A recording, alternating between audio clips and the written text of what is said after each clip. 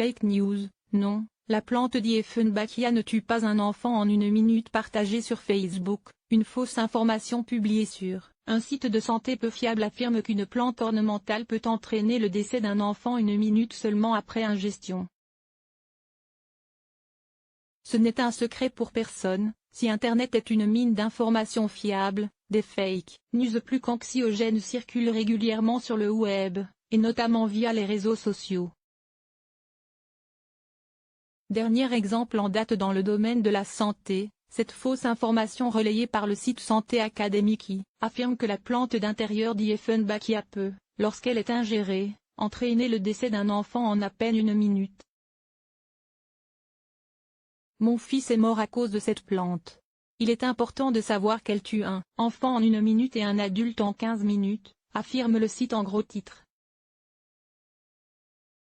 Problème, l'article ne cite aucune source médicale fiable, n'emploie pas le bon nom pour parler de la plante dont il est question, et rapporte le décès d'un petit garçon de 5 ans nommé Esteban, dont on n'a aucune autre indication, nom de famille, lieu d'habitation, date et lieu de décès.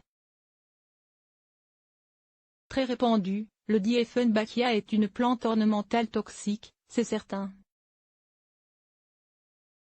Ce qui est faux en revanche, c'est d'affirmer qu'elle est mortelle en moins d'une minute si un enfant en ingère. Lors d'ingestion, le contact avec la sève entraîne une douleur buccale et de la salivation. Il peut apparaître un œdème, gonflement, de la langue et de la glotte, ce qui gêne la déglutition et la respiration. Des troubles digestifs peuvent aussi être présents avec des nausées, vomissements et diarrhée, détaille le Centre antipoison animal de l'Ouest sur son site internet. Ce dernier ne fait cependant aucunement état d'un risque de décès pour l'enfant ni même pour l'homme. Ces troubles demeurent minimes et aucun cas d'intoxication grave chez l'homme n'est rapporté, indique de son côté le Centre antipoison du CROU de Lille.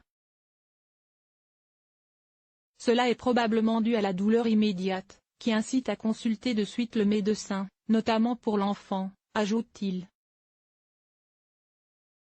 Pour éviter tout risque d'ingestion de la part d'un enfant en bas âge ou d'un animal de compagnie, il est toutefois conseillé de mettre cette plante d'intérieur hors de leur portée. Source: Libération.